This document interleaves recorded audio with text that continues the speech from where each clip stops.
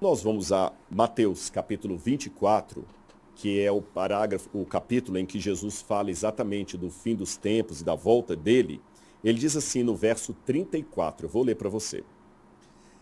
Em verdade lhes digo que não passará esta geração sem que tudo isso aconteça. Passará o céu e a terra, porém as minhas palavras não passarão. Ah, Quando a gente lê esse texto assim num primeiro momento, parece que Jesus cometeu um erro crasso aqui. eita. Se é você que tá dizendo, meu colega, quem sou eu para discordar, né? Rapaz, realmente, né? Jesus, ele mentiu, né? Como diz aqui, inclusive, no livro do Jason Ferrer. Quem não tem, vou deixar aí na descrição, tá? Também tem o livro do Sabino comentando sobre as mentiras de Jesus sobre a sua vinda, né? Então vai estar na descrição aí para você. Mas vamos deixar aqui o Rodrigo Silva falar e argumentar sobre isso aí. Vamos lá. Pior do que isso. Isto Ok. faria de Jesus um falso profeta. Como? Porque a própria Bíblia diz que uma das características de um falso profeta é quando ele faz uma profecia e ela não se cumpre. Caraca, E não. aparentemente Jesus Deixa eu ver isso aqui, galera. Deuteronômio 18:22. Se o que o profeta proclamar em nome do Senhor não acontecer nem se cumprir, essa mensagem não vem do Senhor. Aquele profeta falou com presunção. Não tenha medo dele. Ih, rapaz, aí complicou, hein? é quando ele faz uma profecia e ela não se cumpre. E aparentemente Jesus deu um tiro no pé aqui, porque ele falou da volta dele. Se você olhar os versos anteriores, estão falando da volta de Jesus, de como Como? se daria a volta dele, o cerco a Jerusalém, a aparição dele nas nuvens com poder e grande glória. E aí ele fala: essa geração não passará sem que tudo isso aconteça. Não, é esta geração, Rodriguinho. Esta geração, meu colega. Não é essa não. Esta, tempo presente do falante próximo ao falante, né? Complicou. O problema é que aquela geração que escutou essas palavras já passou. É o quê? Eles já morreram, já viraram farinha, não Como? tem mais nem um fragmento de osso de qualquer um daqueles que estavam presentes quando Jesus falou: esta geração não passará sem que tudo isso se cumpra. Ou seja, Jesus mentiu e ele não voltou para as pessoas a qual ele prometeu voltar, não é isso? E mentir deve ser pecado? Aí Jesus é um falso profeta? Ou simplesmente isso aí são historinhas e isso aí nunca aconteceu? Aí complica, né? Rapaz, se o Rodrigo Silva tá falando que Jesus é um mentiroso porque todo mundo ali que ouviu é, morreu e ele não voltou, quem sou eu para discordar, né? Mas vamos ver aqui. Alguns, para tentarem resolver o texto, cometem o erro de ficar apenas no Ah, versículo e falam o seguinte: não, quando Jesus falou essa geração não passará, ele está falando da geração do tempo do fim, aqui. né? Só que, mesmo em português, quando você conhece um pouco da língua portuguesa, isso ajuda. Jesus não disse: em verdade lhes digo que não passará essa geração, quer dizer, uma geração qualquer. Ele fala esta geração. Então ele está falando daquela geração dele mesmo ali. Tá vendo? Rapaz, eu tô surpreso com o Rodrigo Silva até agora, hein, galera? Parabéns ao Rodrigo Silva até aqui, né? E aí tem um ponto interessante. Se ele quisesse falar de uma geração futura, ele falaria aquela geração não passará, né? Que seria uma outra palavra em grego, que se eu não me engano é ekeines ou ekeinos. Mas no grego tá lá regenei haute, né? Ou seja, esta geração ainda tem um artigo para definir a geração, tá? Então complica aí. Aí é complicado. Vamos ver isso aqui, ó. Este, esta e isto são usados para objetos que estão próximos do falante, ou seja, no caso aqui Jesus, né? Em relação ao tempo, são usados no presente. Então era a geração presente de Jesus. Aquele, aquela já é para um futuro mais distante, tá bom? Vamos continuar aqui, ó. Esse é o erro de não olhar o texto. Lembra que a aula de hoje é sobre o texto? Vamos analisar o texto, Vamos. olhar o que está antes, o que está depois. Não fique preso só naquele versículo. Mesmo que você não saiba grego ou hebraico, preste atenção nas palavras-chave da tradução. Uma coisa que você pode ter, e hoje é muito mais fácil e acessível do que no passado, é ter uma coleção de Bíblias. Hoje tem Bíblia para todo lado. Muitas pessoas me perguntam assim: Rodrigo, qual é a melhor Bíblia? Eu falo: não existe a melhor Bíblia. Bíblia é Bíblia. tá certo? Existem traduções que em alguma parte foram melhor traduzidas do que outras. Por exemplo, há partes da Bíblia que, quando eu vejo o original grego, hebraico, aramaico, eu digo que a Bíblia de Jerusalém, da editora católica, traduziu aquele texto muito melhor do que a João Ferreira de Almeida, que os protestantes usam. Mas houve situações em que a João Ferreira de Almeida traduziu muito melhor do que a Bíblia católica. O que eu tenho aqui no texto que pode abrir margem para isso? Quando eu vou ao texto, eu percebo que os discípulos saíram do templo, no início do capítulo 24, admirados com as construções do templo. E Jesus falou algo que quebrou a perna deles. Jesus falou: em verdade eu digo a vocês que aqui não ficará pedra sobre pedra que não seja derrubada. Aquela palavra de Jesus, misteriosa e ao mesmo tempo trágica, assustou os discípulos. Ou seja, qual é o contexto que o autor colocou ali, no início do capítulo? Vamos ver aqui, ó. Aqui, ó. Tendo Jesus saído do templo, ia se retirando quando se aproximaram dele os seus discípulos, para lhe mostrar as construções do templo. Ele, porém, lhe disse a quem? Para os discípulos. Não vedes tudo isso? Em verdade, vos digo, quando ele fala assim, vos digo, ele estava dizendo a quem? Aos discípulos, que não ficará aqui pedra sobre pedra que não seja derrubada. Então, o que está acontecendo aqui? O autor, tendo informação que o templo foi destruído, coloca na boca do personagem Jesus uma profecia que se cumpre na década de 70. Então o autor coloca o personagem Jesus e seus discípulos na década de 30, por volta ali da década de 30, falando sobre um evento futuro. Ou seja, o tempo de Jesus e os seus discípulos no texto é um tempo diegético, tempo da narrativa, que nada a ver com o tempo do autor. O autor está no futuro com uma informação de algo que já aconteceu, ou seja, que é passado do autor, mas ele coloca o personagem no passado do evento fazendo uma previsão futura, tá?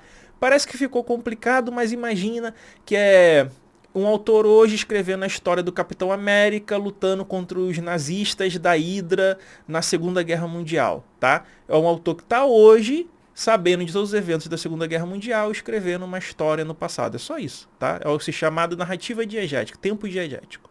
Quando eles chegaram no Monte das Oliveiras, ali meio tímidos, alguém arriscou e perguntou: Senhor, quando ocorrerá a sua vinda? E que sinal haverá do fim dos tempos?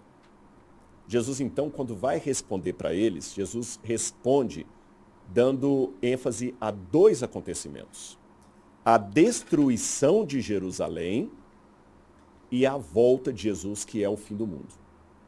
Então ele fala de dois eventos históricos: a destruição de Jerusalém e a volta dele. Você pode ver. Como que a volta de Jesus é o fim do mundo se vai ter a nova Jerusalém, né? Que vai descer do céu e vai ficar na terra. Então não é fim do mundo. Já está errado aí, né? Mas vamos lá, deixa ele falar. O princípio das dores. Ele fala que virão guerras e rumores de guerras, falsos profetas, etc, etc. Os falsos profetas, né, que tem lá Judas o Galileu, Astronges, etc, né, que eram os messias que se revoltavam contra Roma no período. E as guerras é a guerra de 70, gente. A guerra dos judeus contra os romanos, que é inclusive o que abre o capítulo. É o contexto remoto ali dentro do capítulo em relação ao versículo 24 e 34. Ele fala do abominável da desolação que estaria em Jerusalém. Ele sugere que eles orem para que a fuga deles não se dê no sábado. Fala que Jerusalém seria cercada.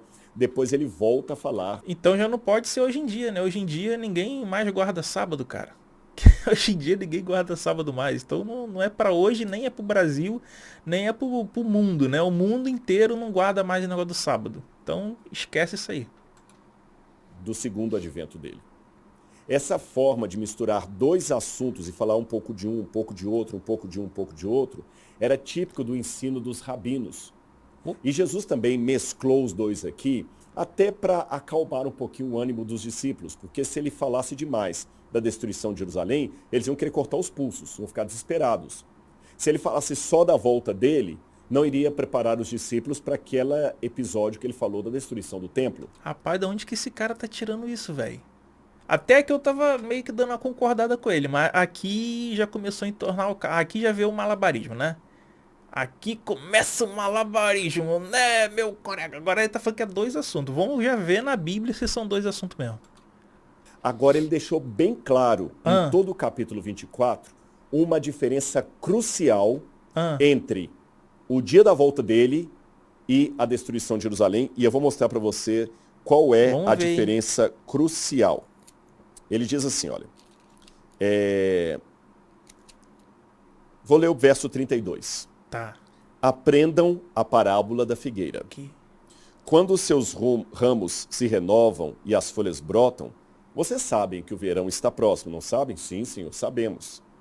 Assim também vocês, quando virem estas coisas, Ah, saibam que está próximo, às portas. Que estas coisas? Essa é a pergunta. Essas coisas da volta dele ou de Jerusalém cercada por um exército? Aí ele fala. as duas coisas, né? Ele acha que Jesus não tá falando que os discípulos não vão ver a volta de Jesus. Isso aí a gente já vai refutar ele aí na própria Bíblia. Em verdade lhes digo que não passará essa geração sem que tudo isso aconteça. Tudo o quê? Lembra que são dois eventos que ele está falando. A volta dele e a destruição de Jerusalém. E ele continua. Passará o céu e a terra, porém as minhas palavras não passarão. Vamos ainda continuar no texto. Mas, deixa eu parar aqui um pouquinho. Mas, quando você usa essa conjunção, mas, porém, contudo, entretanto, você faz uma ruptura entre o que está antes e o que está depois. Como? Se eu digo para você assim, eu gostaria muito de fazer uma visita à sua casa, mas, mesmo que eu interromper aqui, congelar a minha fala, você sabe que o que eu vou dizer a seguir é de natureza oposta ao que veio antes. Eu talvez vou dizer que eu não poderei ir à sua casa, com certeza eu não estarei aí na sua casa, porque eu coloquei um mas no meio. Nada a Até algumas ver. pessoas Aí se eu falo assim, ó, este ano eu irei na sua casa, mas não sei o dia. Eu tô falando que eu não vou esse ano na sua casa? Eu só estou falando, eu só estou introduzindo uma nova informação. Que este ano eu vou. Eu só não sei se eu vou em abril, em junho, julho, em agosto, em setembro. Eu só não estou especificando o momento. Então não tem nada. Ah, anulou o resto. Aí complica, né? que brincam dizendo que toda verdade vem depois do mas, né? Ah, eu queria tanto te ajudar, mas eu estou apertado, qualquer coisa dessa natureza. Você usa o dia inteiro esse tipo de conjunção. Eu falei aqui de um tom um pouco de brincadeira, mas a língua portuguesa colocou essas conjunções chamadas de conjunções adversativas justamente para dizer que o que vem depois da conjunção é diferente do que veio antes. Não, meu querido, não. Ah, ele está querendo anular o resto, por quê? Essa e outras passagens bíblicas deixam claro que a Bíblia está trazendo uma mentira poderosíssima ali de Jesus, né? Jesus mentindo na cara dura para os discípulos, como diz aqui o livro do Jason Ferrer, né? Então, o que acontece? Inclusive aqui nesse livro, galera, tem o meu prefácio, tá? O prefácio do livro tá aqui comigo aqui, eu fazendo o prefácio do livro, adquiro muito, muito bom. Agora deixa eu mostrar aqui para vocês uma coisa, ó. Aqui, ó, no versículo 34. Em verdade vos digo que não passará esta geração sem que tudo isso aconteça. Quando ele fala aqui, ó, mais a respeito daquele dia e hora, ninguém sabe, nem os anjos dos céus, nem o filho, senão o Pai. Então o que ele está falando aqui é o seguinte, ó, que a única coisa que ele está dizendo aqui é que ele vai vir nesta geração, ó, esta geração, que não passará a geração sem vir o filho do Pai. Aí aqui o que está dizendo aqui é o seguinte, ó, mas a respeito do dia e hora ninguém sabe. Então é a mesma coisa que eu falei no exemplo para vocês, né? Este ano eu vou na sua casa, só não sei quando. Ou seja, pode ser qualquer dia. Eu posso chegar amanhã. Posso ir semana que vem, daqui a um mês, no final do ano, no meio do ano. Entendeu? É só isso. Aí ele está querendo anular a passagem inteira. E aí, o que derruba ele é que ele dá o exemplo de Noé. Em seguida, quer ver? Vamos ver aqui, ó. Pois assim como foi nos dias de Noé, ou seja, Noé estava avisando, né, para as pessoas que ia vir um dilúvio, o mundo ia ser coberto por água, mas ninguém estava acreditando nele, né? Aí, até que de repente veio o dilúvio. Não foi isso? Então olha aqui, ó. Também será a vinda do Filho do Homem. Porquanto, assim como nos dias anteriores ao dilúvio, comiam e bebiam, casavam e davam-se em casamento, até o dia em que Noé entrou na arca, e não o perceberam, senão quando veio o dilúvio e levou todos, assim será também a vinda do Filho do Homem. Então dois estarão no campo, um será tomado e deixado o outro, dois estarão no trabalho e será tomado e tal. Portanto, vigiai, porque não sabeis em que dia vem o Senhor. Então ele está falando para quem vigiar? Para você aqui no futuro ou para os discípulos, que é o contexto. O Rodrigo falou fala do contexto do texto. O contexto está falando para quem? Para os discípulos. Então os discípulos tinham que vigiar porque eles não saberiam o dia que Jesus iria voltar, tá? Por isso ficai também vós. Quem é esse vós aqui? É você aí que está lendo a Bíblia? É você que está me assistindo? Não. Esse vós, dentro do contexto do texto da narrativa, são os discípulos. Por isso ficai também vós apercebidos, porque a hora em que não cuidais, o Filho do Homem virá. Então ele falou que os discípulos viriam a vinda do Filho do Homem. E não você, 2000 anos depois, mais de 20 e poucos séculos depois. Não, não, não. Nós sofremos durante o dia, mas à noite temos alegria. Não faz sentido você falar, nós sofremos durante o dia, mas à noite nós sofremos. Não. Espera-se que a noite seja uma realidade diferente. Então, se Jesus falou, vocês aprendam a parábola da figueira. Quando os ramos renovam, vocês sabem que está perto o verão. Quando vocês virem acontecer... Mas quem é esse vocês? Vocês sabem. É você? É quem é esse vocês aí? É com quem ele está falando. Os discípulos. Sendo estas coisas, quais? Calma que eu vou falar. Fiquem espertos porque está perto de acontecer. Na verdade... Mas quem é que ia ficar esperto? Sou eu? É você, Rodrigo Silva? Ou eram os apóstolos do contexto do que ele estava falando? Aí complica, né? Na verdade, eu vou até mais longe. Essa geração não vai passar sem que tudo isso aconteça. Esta geração é qual?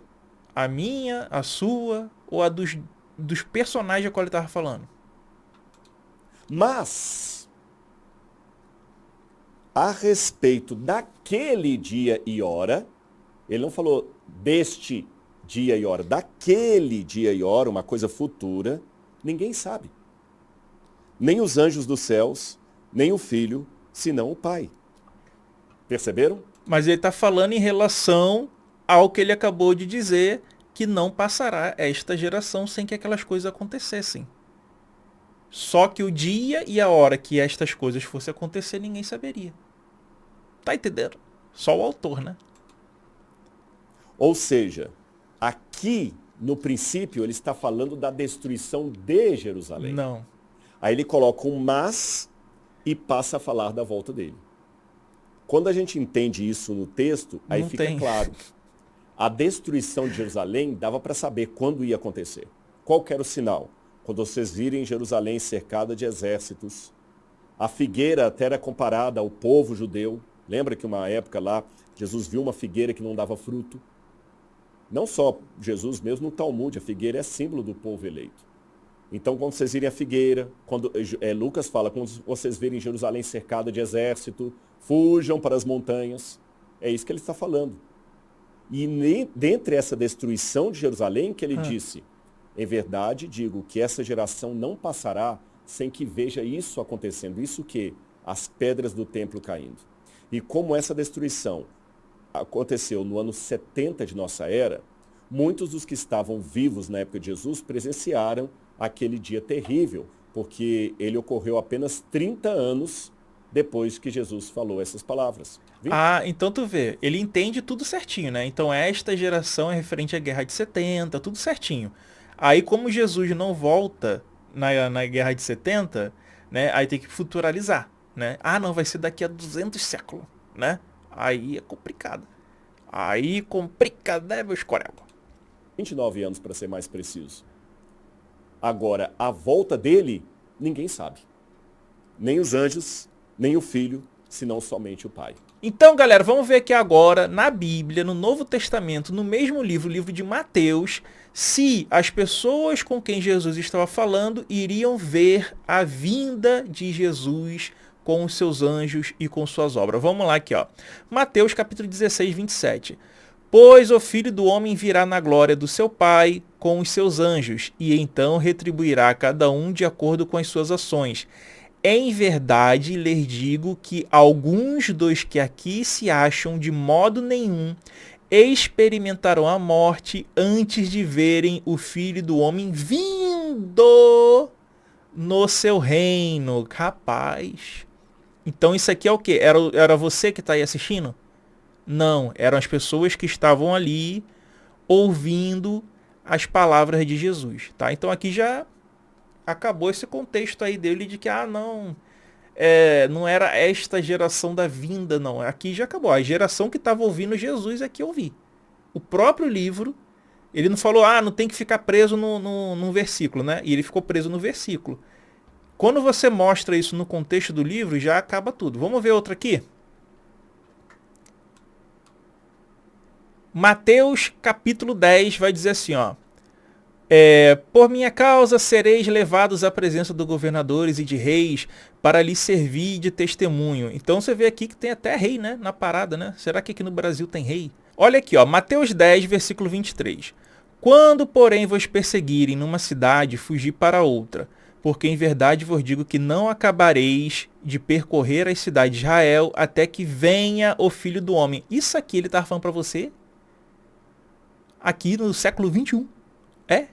Em 2025. Será que era para você que ele está falando isso aqui? Vamos ver aqui no começo. Olha o contexto aqui, ó.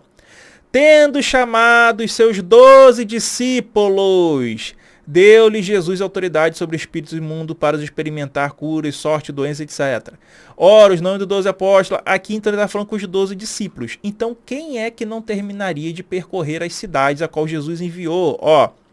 A estes 12 enviou Jesus dando-lhes seguinte instrução: não tomei rumo aos gentios, etc, etc, etc. Então ele estava dando instruções aos apóstolos, aos discípulos dele.